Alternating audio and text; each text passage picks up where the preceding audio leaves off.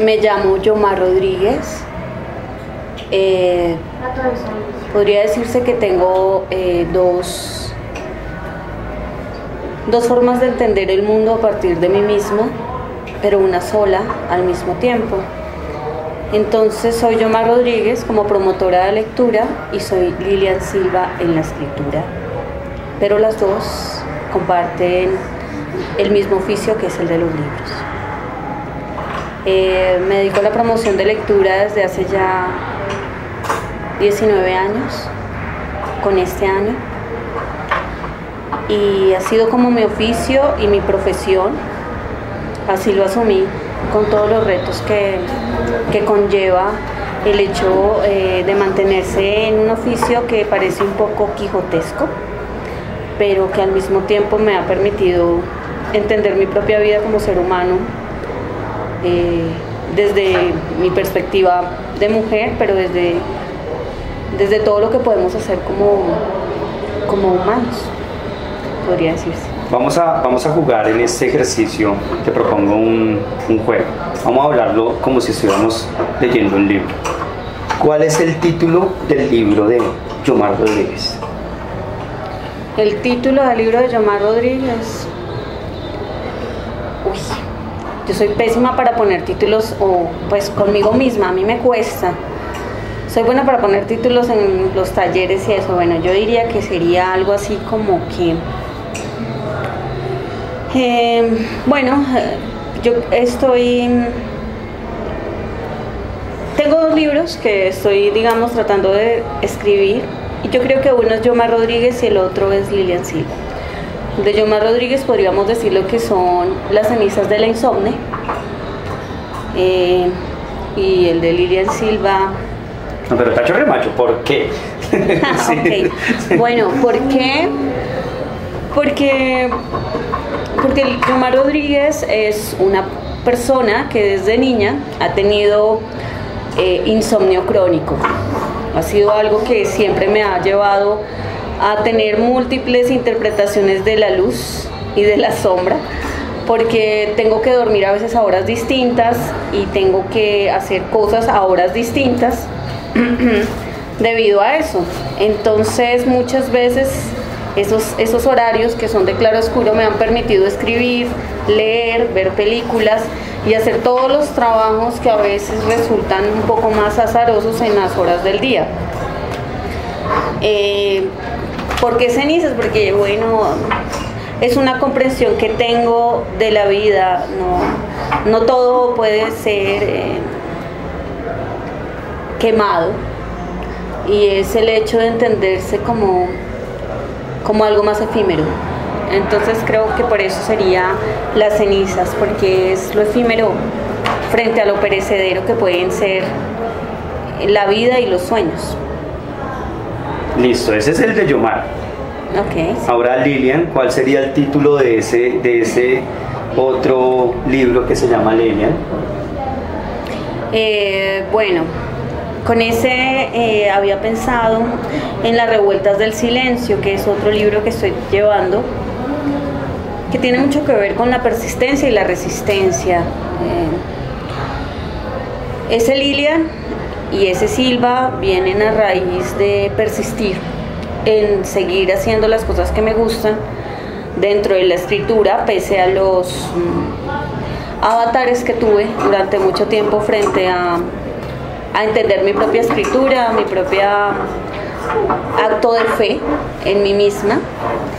Y esas revueltas del silencio tienen que ver mucho con la resistencia, la persistencia y el ejercicio de entender la autonomía, ¿no? La autonomía de poder hacer cosas. ¿La autonomía vista desde dónde? ¿A qué te refieres con autonomía? Como un ejercicio de entenderse a sí mismo como una persona capaz de construirse a sí misma. En un acto también muy amoroso y solidario, porque no es un acto tampoco de hermetismo, de egocentrismo ni nada por el estilo, sino más bien es un ejercicio de entender mi propia vida desde una soledad y un autoexilio elegido,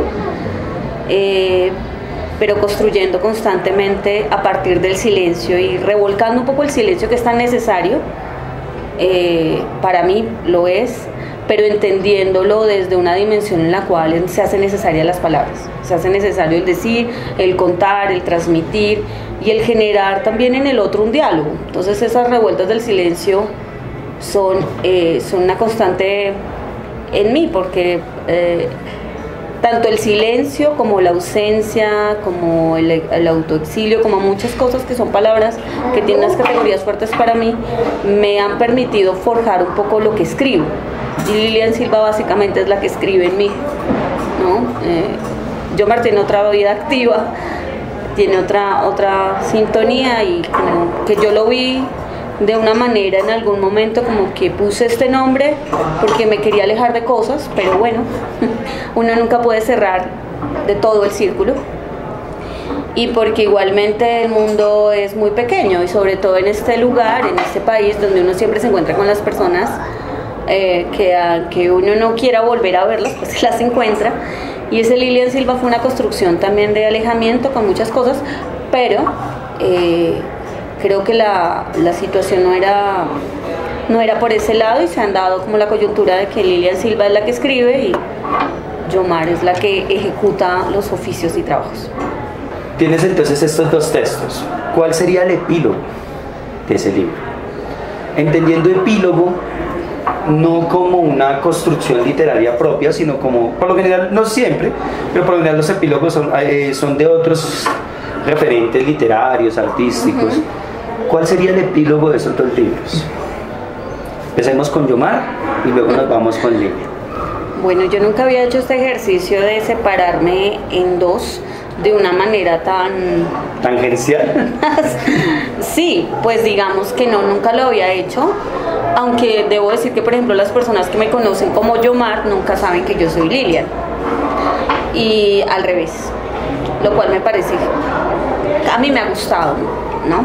Ahora no sé, creo después que con esto tal vez ya lo saben algunos, pero bueno, no sé, un epílogo para mí es también un comienzo desde la perspectiva de la observación de Yomar. No sabría qué decir frente a eso, porque crear un epílogo siempre me ha costado mucho trabajo, pero desde mi propia vida creo que, y desde la vida de Yomar, ha sido la infancia, ¿no? Mi infancia siempre ha sido un punto fuerte. Para mí sería desde la infancia, entender el epílogo de mi vida es la infancia. ¿Qué es esa infancia? Entendiendo que la palabra infancia etimológicamente viene a significar carente de habla. ¿Cómo es una infancia de una persona que habita un silencio, lo revuelca, pero escribe y habla? ¿Cómo se da toda esta confusión de lenguas, de conceptos en torno a la creación a la creación, no lo llamemos así porque no es una obra, sino la reconstrucción o la construcción de lo que tú eres como ser humano, a la consideración de lo que eres actualmente como ser humano? Has comentado algo frente al tema de la infancia, y es que, bueno, se carece un poco de la voz, ¿no? O del habla en muchos aspectos, pero siento que no del lenguaje, porque el lenguaje tiene unas potencialidades muy interesantes en la infancia. Mi infancia fue muy silenciosa, fui criada entre adultos, la menor de 5 hermanos, 3 hombres, 2 mujeres y 2 padres muy mayores. Entonces, pues,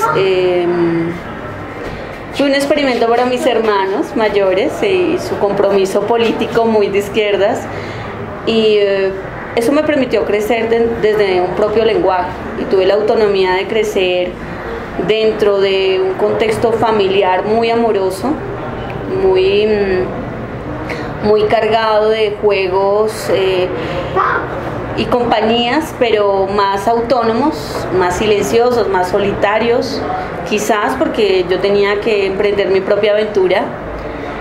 dentro de un paisaje que era más adulto, y criarse entre adultos es algo extraño.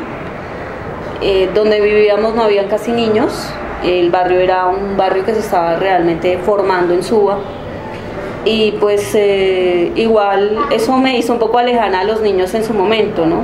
Cuando entré al colegio, bueno, la transición, el primer grado, todo esto me hizo lejana a los niños. Debo decir que no me gustaba compartir con las niñas nada, pero me hizo compartir unas cosas bien bonitas e interesantes con la naturaleza, los animales, y mi familia me otorgó la oportunidad de entender el respeto por la vida. Entonces fue una infancia muy dadora en aprender a preparar cosas, a arreglar objetos, a entender el silencio. Era una niña súper callada, no porque me dijeran que era malo hablar, para nada, sino porque era muy observadora, muy observadora.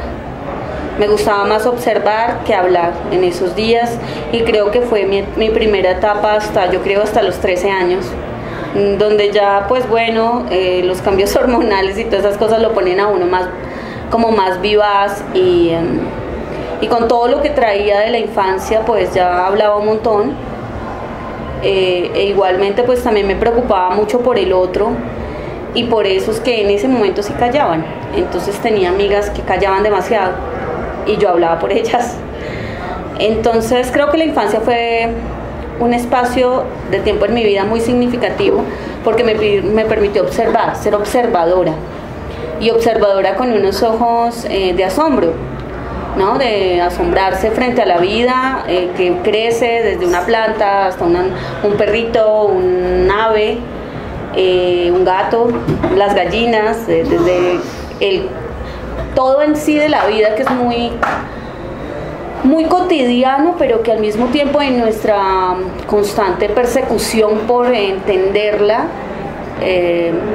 pues vamos creciendo y vamos desapareciendo el asombro, ¿no? Ya no nos permitimos asombrarnos por nada, y ese experimento nomás del frijolito que se colocaba en un tarrito y esas cosas ya nos parecen hasta obsoletas cuando somos grandes.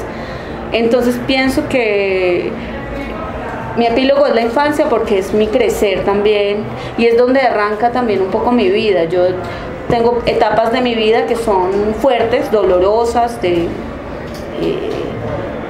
donde necesito matar cosas, ¿sí? Necesito matarme para volver a nacer, y necesito morir para volver a nacer, y debo entregar como esa piel que llevo para volver a encontrar la infancia. Entonces ese volver a la infancia para mí ha sido importante, y creo que lo valoro mucho ahora. Es un espacio de mi vida que me define en lo que soy, y a veces cuando escribo,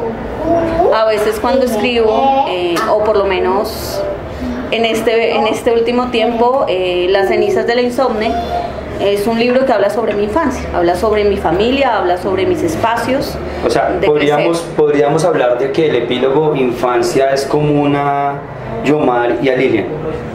Sí, claro, por supuesto.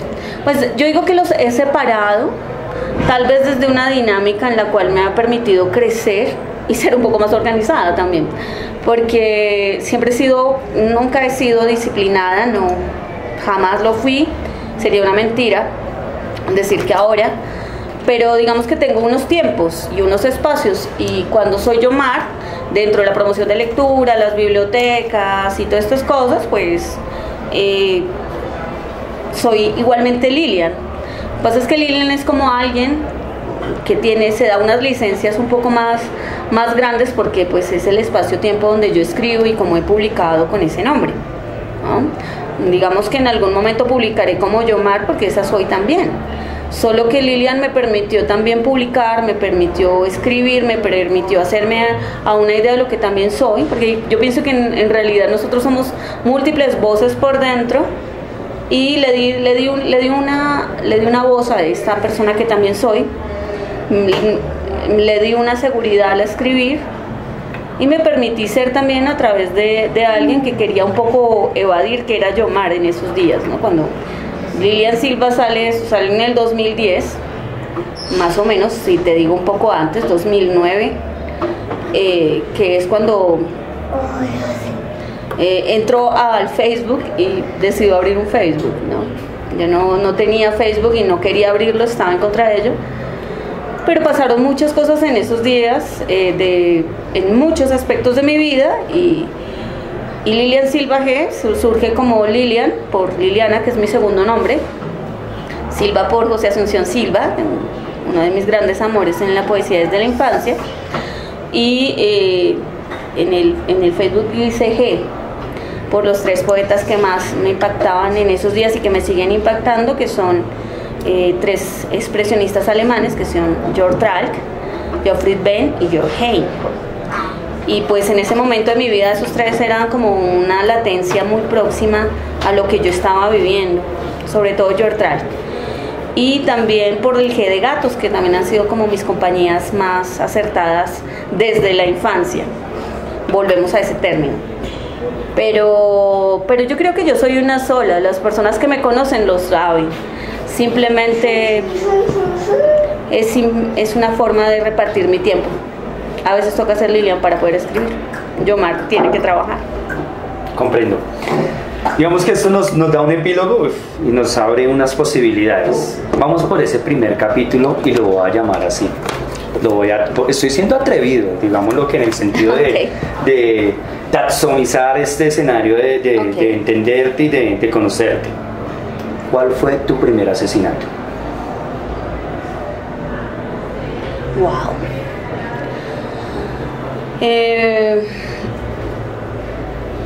Es difícil, ¿no? Entender cómo podemos ir matando nuestras propias raíces, que yo creo que dice Catherine Mansfield que todos necesitamos arder en nuestro propio funeral, ¿no? Bueno, yo le estoy acomodando un poco también como a mí misma, porque así no dice tan literal. Yo creo que una de mis principales momentos para entenderme fue la construcción de una Yomar y de una Lilian muy posterior, pero que estaba allí también. Siempre había escrito, siempre lo hice desde que era niña.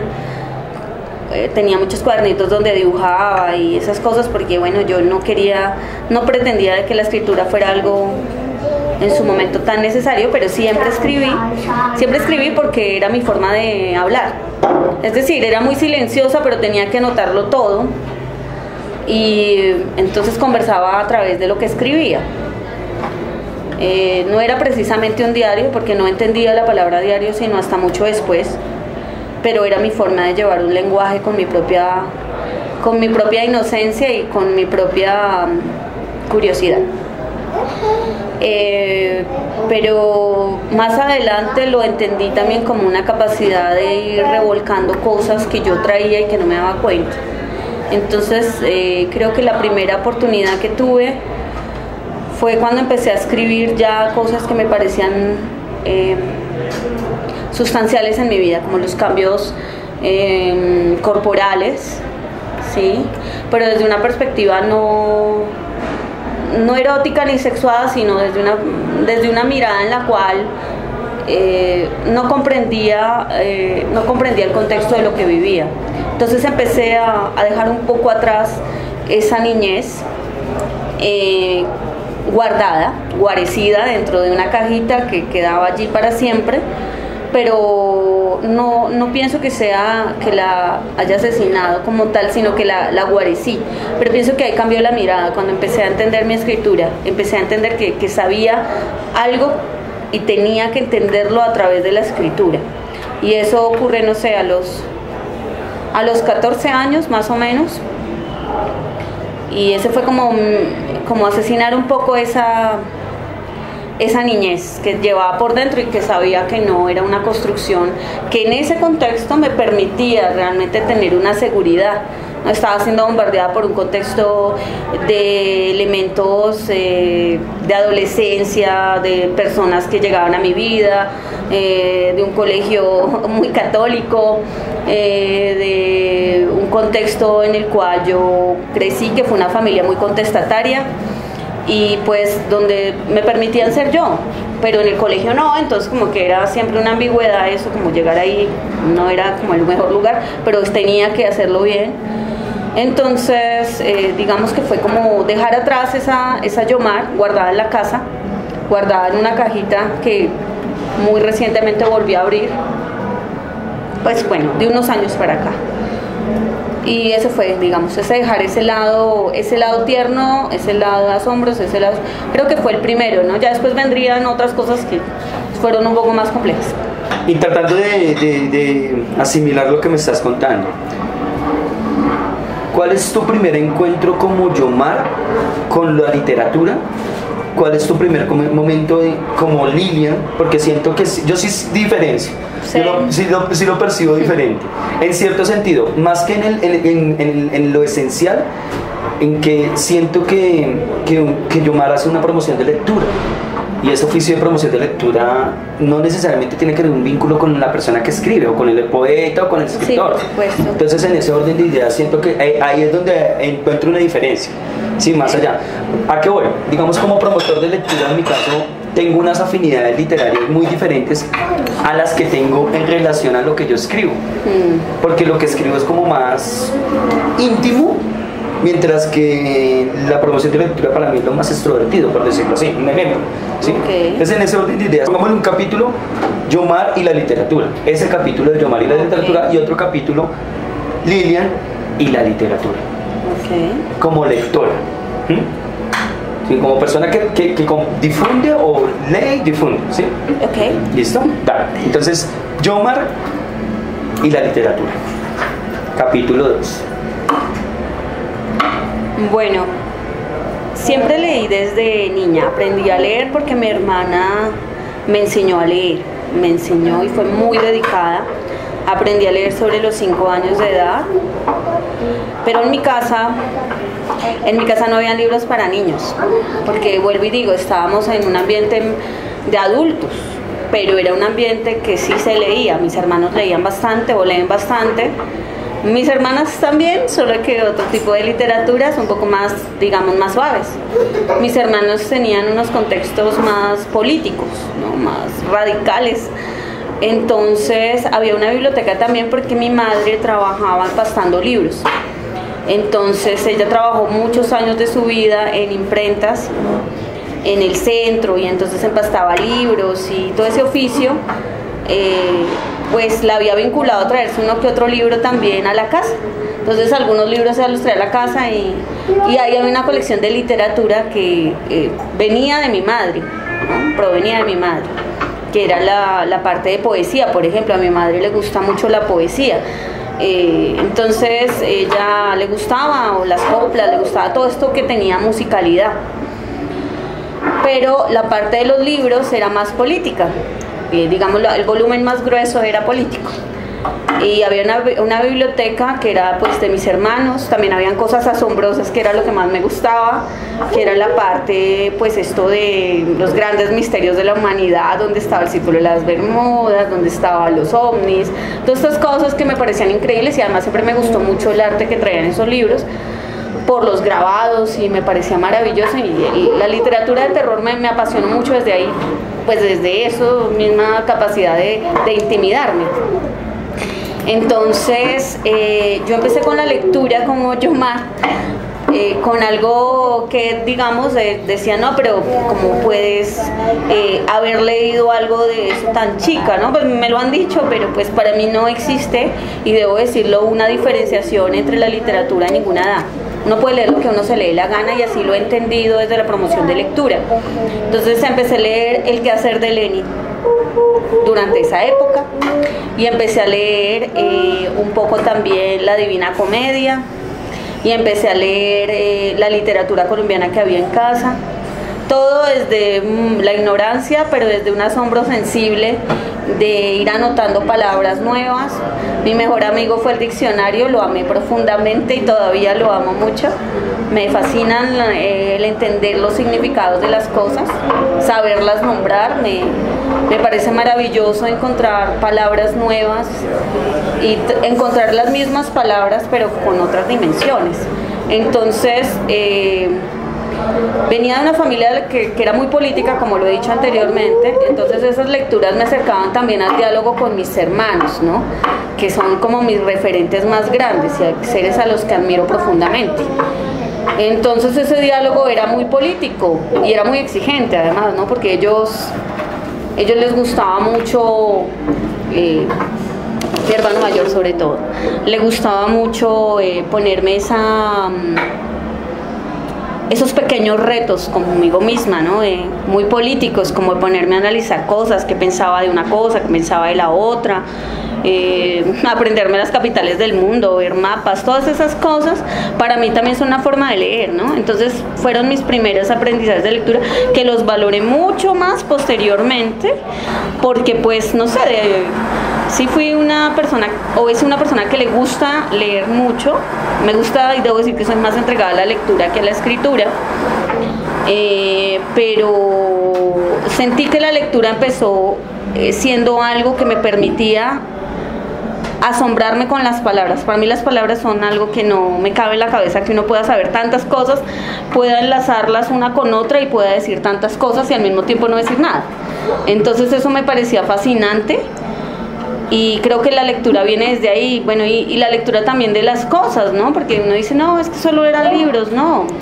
En mi trabajo también me di cuenta que yo había aprendido a leer otras cosas, ¿no? Que eran los gestos, las nubes, los árboles, un montón de cosas que se me figuraban desde la experiencia de la observación y que me permitían acercarme a las personas que muchas veces decían, no, es que yo no soy tan leída, no, es que yo no leo, a mí no me gustan los libros, ay, no, es que no me gusta la lectura, pero uno entendía a las personas a través de sus propios gustos, desde lo contextual, ¿no? Desde la persona que se quedaba mirando la forma de un esfero y uno decía, le debe gustar como las formas, el diseño, tal vez yo puedo llegarle a través del cuento, de este cuento o esas cosas, porque si algo me gustó siempre fue entender que todos nos gustaba leer y que es una gran mentira, que de verdad la sigo creyendo así, que no nos gusta leer. A todos nos gusta, solo que leemos de distintas miradas. Y Yomar, a partir de la lectura, es la capacidad y amor por las palabras desde la infancia. Otra vez la palabra. Capítulo Lilian y la literatura.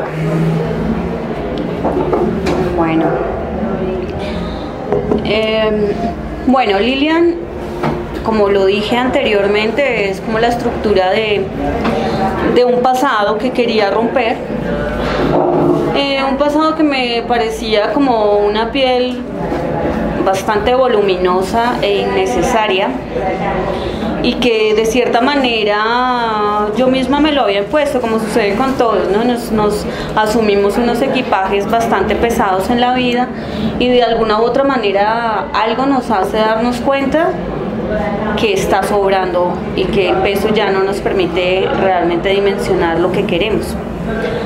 Eso me sucedió cuando decidí ponerme un nombre para escribir.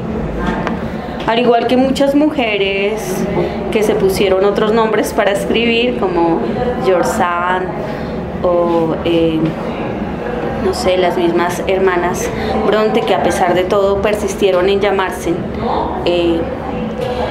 Creo que la escritura le va dando a uno unas dimensiones en las cuales entenderse. Para mí no es fácil entender una Yomar y una Lilian desde la escritura, aunque son iguales. A Lilian la escritura le fluye de otra manera. De otra manera. Yo creo que finalmente me parecía muy necesario escribir lo que había leído, porque con Yomar no, yo escribía constantemente cosas, pero con Lilian ejercí la escritura y la lectura desde otra mirada. Ahora bien, si lo estamos hablando solo desde la lectura, porque empiezo a dar vueltas así como una especie de carrusel, desde la lectura creo que no hay mucha diferencia, porque la lectura siempre ha estado muy vinculada a lo que me gusta, al amor por las cosas. Entonces como que con Lilian me permití conocer cosas nuevas, por ejemplo, tal vez, ¿no? Como más contemporáneas, porque debo decir que yo soy más amorosa con los escritores muertos, ¿no? Siempre he sido como una persona que ama más los autores muertos. A mí realmente lo que me gustaba leer era, o me gusta leer, son escritores muertos. Yo no, incluso pues desde mi ejercicio de compartir al otro, para mí era ese vínculo. Tengo para mí un mayor vínculo con los muertos. No me lo logro explicar, sino desde una dinámica en la cual les tengo más respeto. Es como mi manera de entenderlo, porque si bien hubo un acercamiento por parte de los suicidas, que tenía ahí un amor potencial por ellos, ¿no? El caso, pues, me daba cuenta a partir de un José Asunción Silva que me marca de toda la vida hasta el momento y me seguirá llevando, hasta el mismo pues George Tral, Alejandra Pizarnik, Silvia Plath, Anne Sexton, que pues son autores que para mí son muy referentes, ¿no? Referentes desde lo intimistas. No había para mí una cabida para lo que fuera simplemente superficial. Aunque todos tenemos una superficialidad, yo quería la hondura. Entonces la muerte me permitía esa cercanía con la hondura. Con Lilian me permití leer, porque pues Lilian me llevó a conocer otras personas que tenían el ejercicio de la escritura por oficio irreal, ¿no? No era un oficio banal o algo así, sino que era realmente, se lo tomaban muy en serio. Y eso le agradezco a Lilian también, ¿no? El conocer personas que aman su oficio, que escriben, que son juiciosas, acuciosas, que entienden la escritura como algo necesario y que lo hacen de una manera bastante disciplinada. Entonces empecé a leer escritores vivos, a conocer al mismo escritor y su obra, y que me entregaran el libro. Eso fue algo que yo creo que con Yomar no, porque Yomar es un poco más herméticamente sellada a eso. La promoción de lectura yo nunca la hice con un escritor en vida. Creo que solamente lo hice una vez cuando en un programa de emisora que tuvimos hace mucho tiempo con un grupo de compañeros, invitamos a Evelio Rosero Diago. Entonces, pues Evelio, bueno, es un personaje maravilloso y muy afable.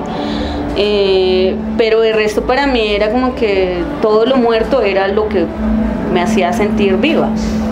Todavía lo hace.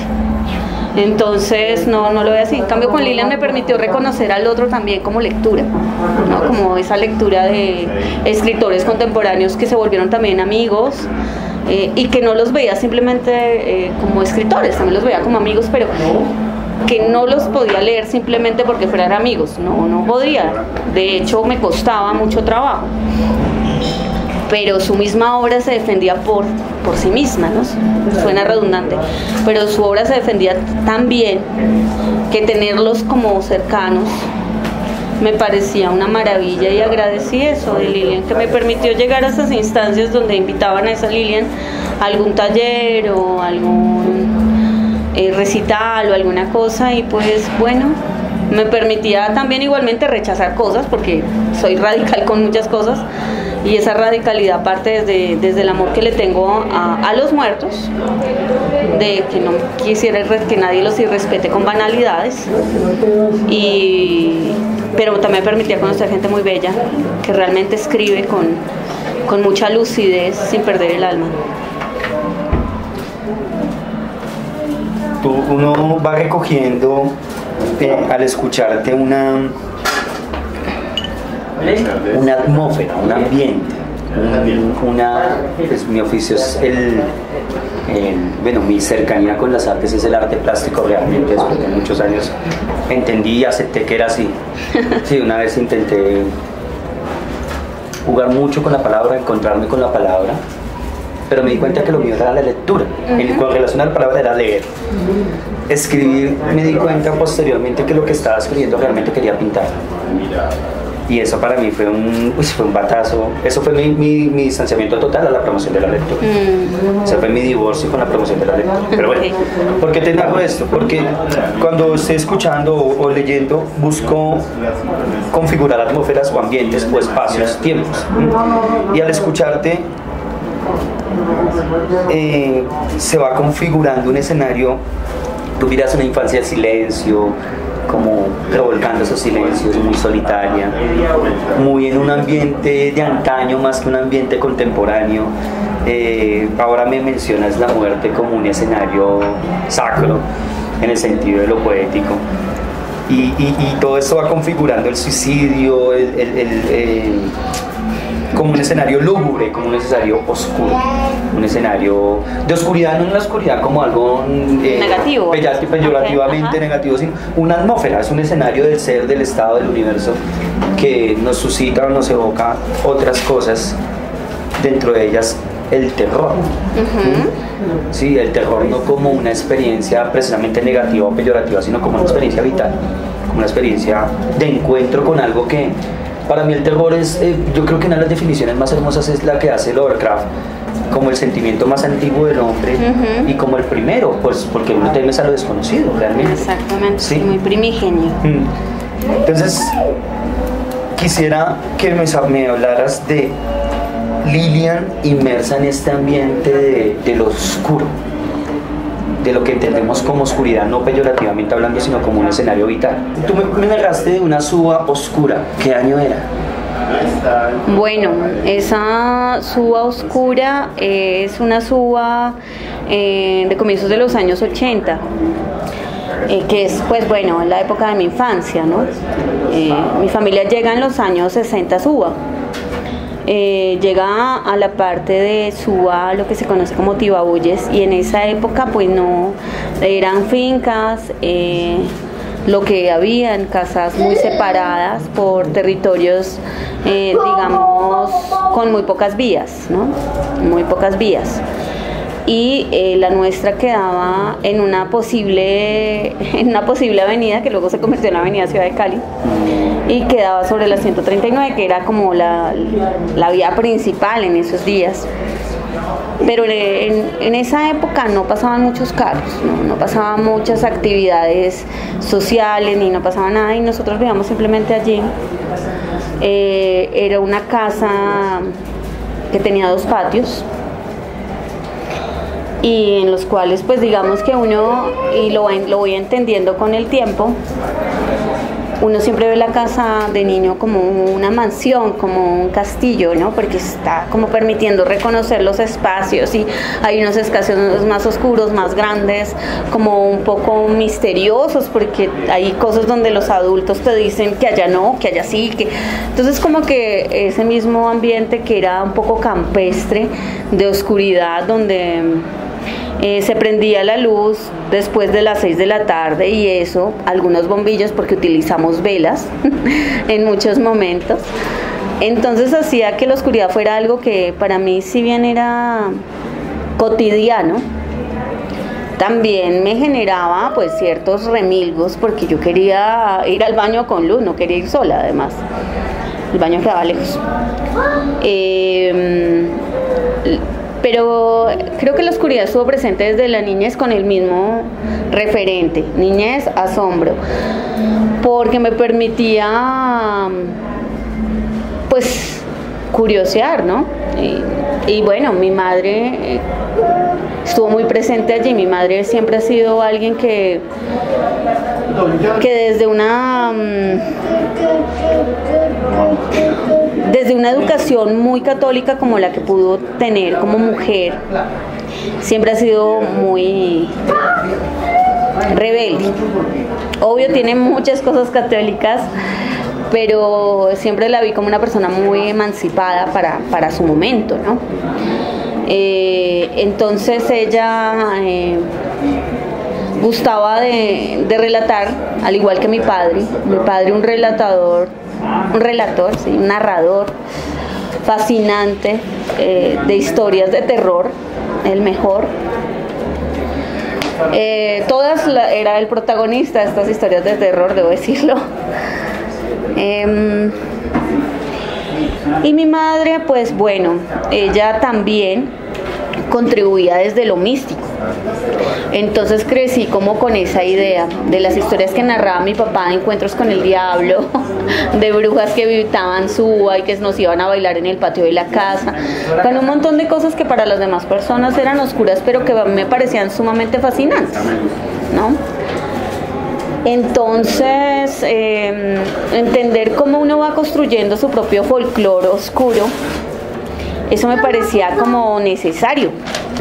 Bueno, digamos que siempre tengo la fascinación por las cosas que me generan una especie de curiosidad casi que compulsiva, porque son lugares y eternos retornos y son siempre como cosas que me permiten experimentarme desde una inocencia que siempre está. Entonces, lo oscuro siempre estuvo porque me gustaba desde niña, ¿no? Porque estaba dentro de los relatos de mi padre, porque estaba dentro del misticismo de mi mamá, que hablaba de pronósticos desde la taza del chocolate, desde cosas que para ella era una mujer que siempre ha creído en los presagios y le atina muchísimo. Entonces yo creí en esas cosas desde niña. Debo decir que todavía tengo una gran sensibilidad frente a muchas cosas que ella como mujer me ha ido o me sembró en mí. Y con mi padre pues los cuentos de terror eran fascinantes, ¿no? A mi hijo le encantaban las narraciones de mi padre y a mí también desde niña, y ahora que recién mi padre falleció pues lo recordamos con todas sus historias de terror, que no eran pocas, así como sus aventuras. Y creo que el terror siempre me gustó, no desde la oscuridad, sino desde lo humano, desde esa capacidad donde el hombre ve su propia fragilidad y su propia inocencia, ¿no? Esa oscuridad que nos lleva a entender que uno puede ver con otros ojos, que la oscuridad no es una situación particular ni general, sino que es una situación en donde uno entiende su propio cuerpo y sus propias dimensiones a través de sus múltiples matices como sombra.